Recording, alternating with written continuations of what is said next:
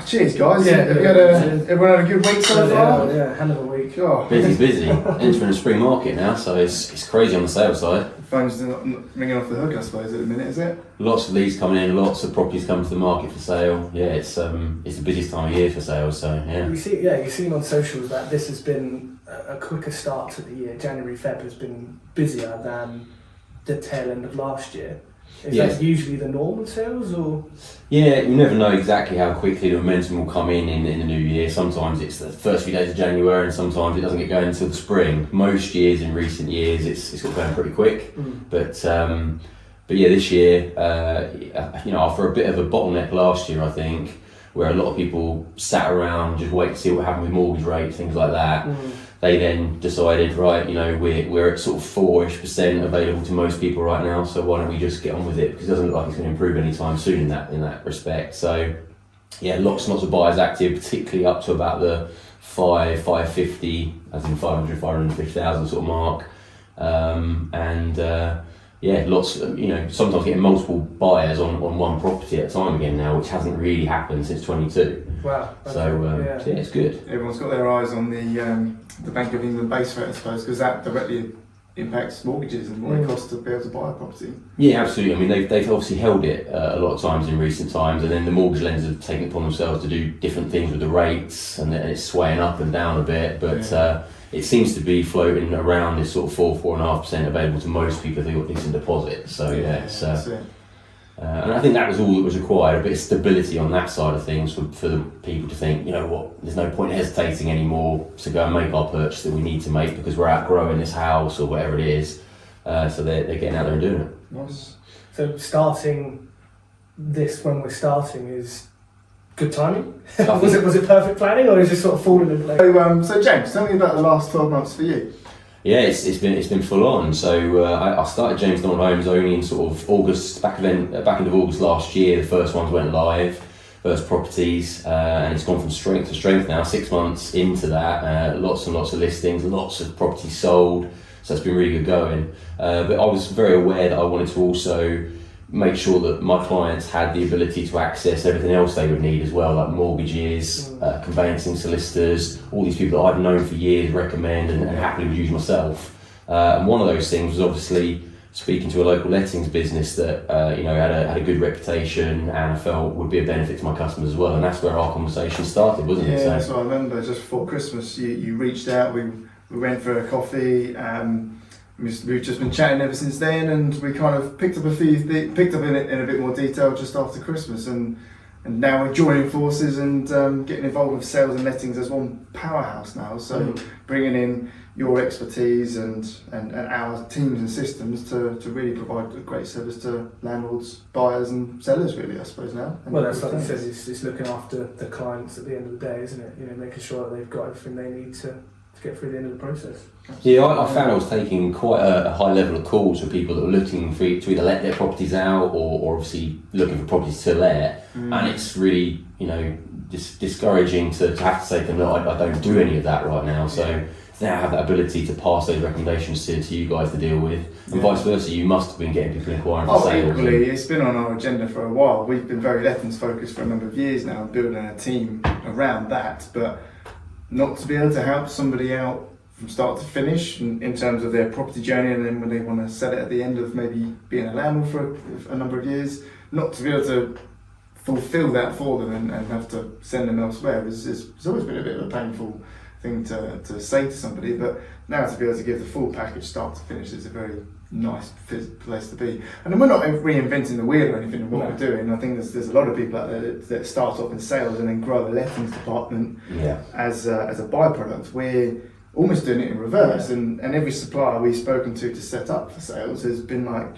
well, what are you doing? Most people start in sales and then into lettings, but you're going lettings and then into sales. So yeah, it's been an interesting eye-opening journey for us, especially on our side, to kind of get everything set up and the compliance on the whole basis to accommodate sales. Well, that's what echoes the need for expertise in each pillar of every business. We love to be the one-stop shop, don't we? And that's what we've always sort of said for property, not just lettings.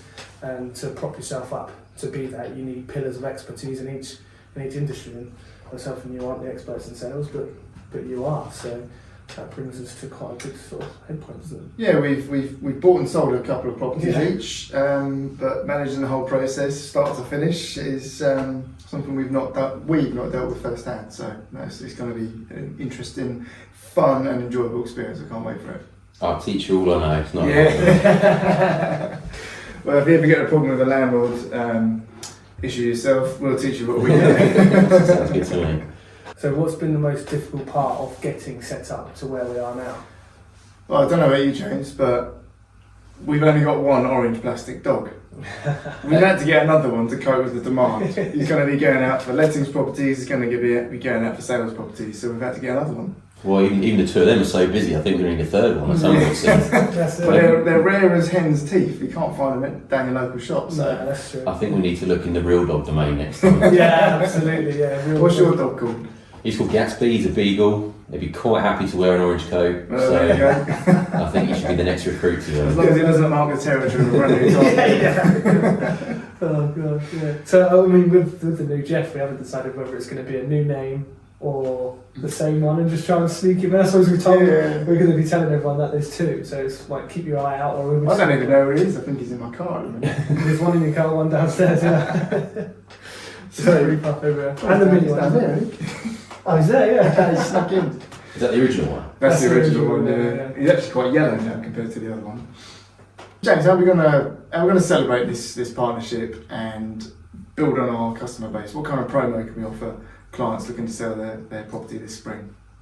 Yeah, I think we need to sort of put something into place. So I think we can probably offer some sort of discount, maybe a cash back upon completion for all the new customers listing with HouseShaw. Everybody loves cash, don't they? Yeah. Yeah, you can't really go wrong in these times, can you? So yeah, you know, we'll put something out about that fairly soon, I think. Yeah, sounds good to me. Cool. So James, up to now, starting with HouseShaw, what have you been up to? What's your experience? What led you to be where you are now? So this is year 19 as a local estate agent for me now. Ah, So okay. I started off back in 2005. Seems a long time ago now.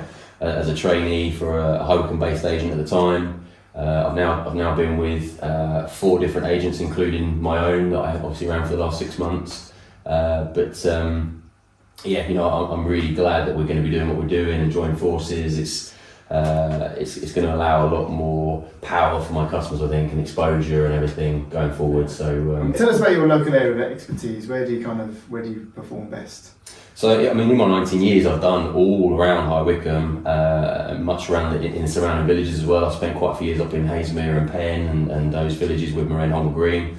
But for the last sort of 5-6 years, particularly Downey's been my primary coverage area where I get an awful lot of my business. Yeah. Lovely community up there that've been really supportive of my business since I started it as well. I remember going around Downey last summer and I was like, who is this new agent that's just started up? And I saw your boards everywhere, so it definitely made an impact back in the summer, so well done.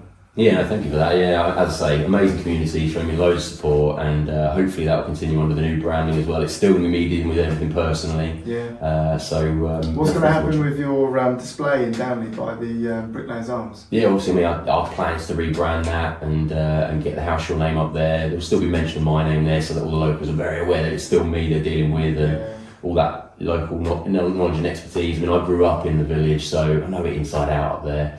But, you know, I also lived with my parents up in Penn years ago as well. So again, I know Penn Haslemere really well too. So hopefully we'll end up dealing with a lot more up this way as well. And you mentioned about people knowing it's you still continuing in the Downey area and obviously around the Wycombe area. But I suppose essentially it's business as usual. You're the sales representative. You're the partner at HouseShaw for sales. So people will be able to call up and speak to you and talk to you throughout their sales journey, is that right? Yeah, I think that the personal touch on the sales side means absolutely everything these days. And as much as you could be working on a really strong brand, it's all about the people. And that's what my customers and my repeat customers particularly got used to, is dealing with me. They know they can trust me, they know I'm knowledgeable, they know that I know the industry inside out, and they know that start to finish sort of experience will be as they've encountered before, or as they've heard from their friend or relative or whatever it might be. Yeah, so the recommendations still stay the same. They're still same person at the end of the phone sort of thing. Yeah, absolutely. You know, I've got, if anyone wants to look on Google or Facebook, the 5-star ratings are there for anyone to see, but the word of mouth is the most important thing. If you've got someone that you trust telling you, use this guy, he knows what he's doing and he's great at what he does, you're gonna go for that person, aren't you? That's the thing, it's like protecting their money. You're still getting the best deal for them, protecting their money. It's like lettings, you know, word of mouth, a referral from a landlord to another landlord means a hell of a lot more than any ads you can pump at them or any sort of sales pitch or referral to say that that person will protect your best interests. Absolutely. Goes a long way, doesn't it? Well, I suppose there's one way to go protecting your best interest, and then the other way is making it all happen. So if you can protect the best interest, that's definitely a big part of it in my opinion, but going the full hog to make it happen start to finish is the other half in my opinion. And doing what you say you're going to do. Yeah, it's always absolutely. been a big one, isn't it? From your side, definitely. And I'm really excited for the sales team to grow, get you know, a colleague in as soon as possible, and sort of depending on how much experience they've got, help them learn the way that I do the business, and have them have their own clients from start to finish as well. You know, it's been really exciting for them. Definitely growing a sales department is something we want to work on. James, what would you say to someone sat at this table or listening to this conversation that would want to join property, join us on this sales arm? I mean, absolutely approach us. We're all ears at this point in time. And if you've got real passion for properties and for helping people, if you've got perhaps a bit of a background in customer service, I mean, it's an amazing job. It's a very satisfying, rewarding job. Getting those 5-star reviews at the end of the transaction there's no other feeling that I get like it really. So it's a people business, isn't it? You're talking to people all day. Communication skills are key, and it's just nice to talk to people and do some nice things with them. So absolutely, it's people's biggest asset. They're entrusting that to you, not only for the selling part of it and achieving a good sale price for them and all that sort of thing, but also you've got to remember you're entering their home, all their belongings are there, they're putting a massive amount of trust in you. So it's all really important. Yeah, fair dues. I was going to ask you actually another question in terms of your length of time in the business, in the industry. You mentioned the category of 500 to 550 purchase price. Has that increased since when you first started? Were you lower end and then going up, and then you've got to here, or has it just been sporadic throughout, or how's that sort of journey been? Oh yeah, I mean it's massively changed. You look back in those 19 years, and obviously there's been huge growth in the property market, not just locally in the whole country, but when I first started out, from what I remember, 500, 550 would have easily bought you the sort of big 4 or 5 bed detached houses that now will sell for 800,000-900,000. So there's been an awful lot of change in that time. But amongst other things, you know, things like the Bucks Free Press, people remember that newspaper used to come out every Friday with a property section. People used to be really excited about flicking through that and seeing what new listings there were. This is before the likes of Rightmove and Zoopla ever became the big powerhouses they are now. And even as agents, you used to pop over to the local newsagent wherever was closest to you and pick that up on Friday. And sometimes that'd be the first thing you learn of new listings that have gone on the market that week. That's right. So that's all changed completely now. And where will people be able to find our properties for sale? Will they be in the newspapers or on other platforms? Obviously, Bucks Free Press, their property section doesn't exist anymore, so it won't be in the newspapers. But we're on all the leading portals: Rightmove, Zoopla, prime location, and we obviously are going to go to town on all the marketing side of things. They've all got professional photography, the floor plans, the video walkthroughs, the 360 tours, providing the owners are happy to have all those things done on their properties. And you've got a fantastic contact with a drone that does some amazing footage I've seen flying through. Yeah, that's something we've really implemented a lot more recently, and it's having such a big effect on the basis that sometimes you can say a property has a south-facing garden, but showing that and really showcasing what actually might be the views behind that property, and actually maybe the location, like the village that something might be right in the middle of, that you don't really see at ground level. The drones are fantastic in terms of technology these days. Do you think software, so things like portals, Rightmove, that open it up to the internet, do you think that has increased property prices? It's probably had its impact. I mean, we're quite a, dare I say, a lazy generation these days, that we used to just sat on our sofa of an evening on your tablet flipping through, and you can find, it doesn't matter if it's properties or something completely different, you can find something so quickly. So it's a very digital age, isn't it? So communication's more by the thumbs than by mouth sometimes, but it always ends up in a conversation. You can't buy a house without a conversation happening, can you? No, and still that interaction that we'll have when they come to view the property as well, that always has to play out really. Yeah. So obviously, guys, I come on board 1st of March. 19 years behind me, I know what I'm doing on the sales side, but I'm always open to new ideas and being creative and innovative. So, what have you guys been doing that you feel is a bit different to perhaps the other agents, and what else are we going to do that's sort of fresh? Yeah, I think fun is a big part of what we get up to. If you're having a good time, it's going to work better for everybody. And I think win-win, making sure everyone's happy. We're adaptable. So I think in terms of what people want to see, social media content, changing trends, I think we're quite adaptable to what people are expecting and requesting and meeting those requirements online. Communication-wise, we're always at the end of a phone, text, WhatsApp, Facebook message. You can contact us in so many different ways that maybe 10 years ago didn't exist. And I think, we're the only agency with an orange dog. That is true. That is the only one I've noticed with an orange dog. Yeah, I think that blend that I'm noticing, where you are obviously having a lot of fun on social media and making it a bit more interesting, because some of it can get really boring actually, can't it, after a while. But keeping that professional element of like we said about the drones and all that sort of thing, getting the absolute best marketing material for the clients as well. Hopefully that's going to be a really good blend. So definitely. And that's the thing, it's the people behind the characters. So if you can blend a little bit into your videos, into your promo, into your marketing, without being too centered on the people that are in the video, more the properties, and taking that sort of scope of it. As long as you can bring a little bit of character into what you're showing, then you can be more fun. Like I said, it's always the people behind the camera that are answering the phones. Yeah. So if you can bleed that all into your marketing, then why not? Yeah, don't just look at our faces. There's a great team behind us supporting everything that we're kind of orchestrating at the front here. So yeah, I think fun is top of the agenda, because it's nice to get on with the people you work with, the clients that you're working for, and just to get more done. It's fun, it's candid, it's real at the end of the day. It's real people, real videos, real properties. So yeah, no BS. Yeah, the public are much more likely to buy a product or a service from someone that's smiling than they are someone that's miserable, aren't they? That's the bottom line of it. Absolutely. We get people join us on 2-hour webinars about landlord compliance. I mean, I was talking about fun, but informative and engaging, I suppose, is what we're trying to do. Is what we're trying to do here. So absolutely, yeah, definitely. Oh, lads, it's my round. Do you fancy another drink? Yeah, sounds good to me. I'll be back in a sec.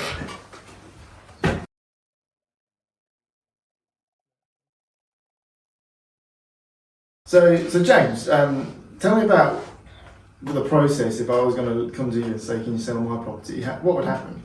Yeah, so this is what also my customers from over the years got used to, but important again to stress the whole experience will be with me, so it's that real personal touch. That's possibly the biggest element of the whole thing really.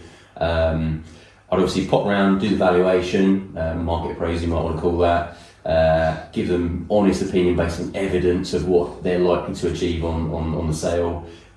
Sometimes the asking price that you go with and the potential eventual sale price are two different things, but that differs from property to property. So that's all very open, honest conversation. Yeah. Once the client has given me the go ahead, then it's a case of getting a photographer in that we tend to use. We always go very high spec on that, and as long as the clients are happy for us to have everything in the package that we like to do, then it's that whole professional photography, floor plan. Our floor plans are very unique because they're the only ones locally, or amongst anyone's locally, that have a little side plan off to the right hand side as well. Yeah, so that's an approximation of the frontage, be it driveway or garden area that you've got, plus your back garden as well. That really helps buyers to understand the outside spaces just as well as the inside spaces.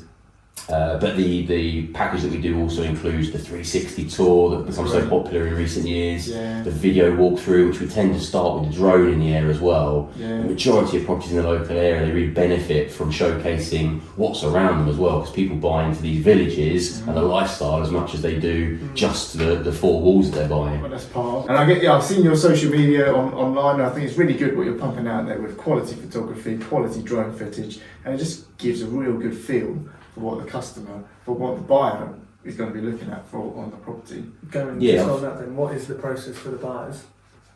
Yeah, so buyers, if they like what they see on social media and online, like the Rightmoves and the Zoopers, etc., they can obviously contact sales at HouseShaw, and I'll be the one that takes those leads up. I'm going to be the one that's going to have listed the property in the first place. So I've got all the expertise of what that property is all about, what the owners are doing, you know, all these questions that buyers ask. I should have, hopefully, the majority of the answers to them straight away. I also get my owners to fill out what I call a property information form upon sort of going live, and that makes me the next best thing to them, really, of being able to answer all the questions about the property, about the boiler, about the loft, and about all these things that buyers, you know, just always have questions about. And that's a really good tool. So when we grow a team to sell properties with you, if they've got access to that kind of information, obviously it can only serve them well when they're speaking to buyers, and then feed that information back to you. Yeah, to the sellers. Exactly. On the odd occasion that I'm obviously not around, they will have that information to hand to be able to answer all these questions as well. So hopefully there's not going to be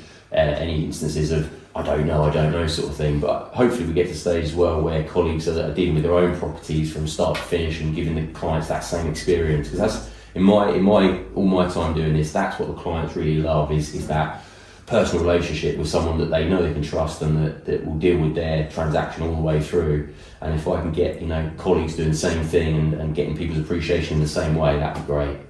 Going back onto the seller's side of things, then you mentioned the information pad. What sort of questions or information should they think about needing to have to hand if I was going to sell my property through HouseShaw? What sort of information would I need to hand to give you, basically? Yeah, I mean, a lot of it, the owners in most cases will know off the top of their heads. I mean, it doesn't need to be too specific about times of, you know, the boiler was installed on the 6th of January this year, but it's more the year. You know, the buyers, they kind of want to know what year roughly the kitchen was installed. You know, are we buying a 10-year-old kitchen, are we buying a 5-year-old kitchen? Same story with the boiler and when it might have been serviced last, that sort of thing. So I suppose buyers are always looking to get an idea of what costs they may incur immediately or within the first few years of ownership. And that's where that property information form comes in really useful, because, you know, particularly on viewings, you can utilise that, given that information. I mean, if it's positive information and a seller has just put a boiler in a month ago, then, you know, I don't even wait for the question to come up. That is information that I will throw at the buyer and say, look, you're buying somewhere here potentially that's got a brand new boiler in it. So it's feedback-driven information that you ask from the seller. Yeah, based essentially. on what you've heard over the years from buyers asking you these questions, now it's all in a nice handy information pack. Yeah, this list that I put together a couple of years ago, that's exactly what it was born out of, really, is constantly getting asked by buyers the same sort of questions, and putting that all onto one page so that when those questions next come up, you know, hopefully I've got the answers. And some of the most recent additions to that, because it's always getting tweaked, buyers have always got new ideas and new questions to ask. A lot of people with this work from home setup now are asking about, on that property, what the seller's actually achieving right now in terms of broadband speed, and what's their mobile reception like. That question rarely came up a few years ago, really. Yeah. So we're noticing now on the letting side, people can go without gas for a week, but as soon as the broadband goes down, the property maintenance team get a call within seconds. It's the most important thing in our life. And I was going to say about buyers, what are you seeing a bit more confidence in the market now? Are there a lot more buyers in the market now compared to 6 months, 12 months ago? Yeah, I think as a general answer, you'd say yes to that. It's the mortgage rates and them stabilising a bit more have given a lot more confidence to a lot more people to get out there and buy again.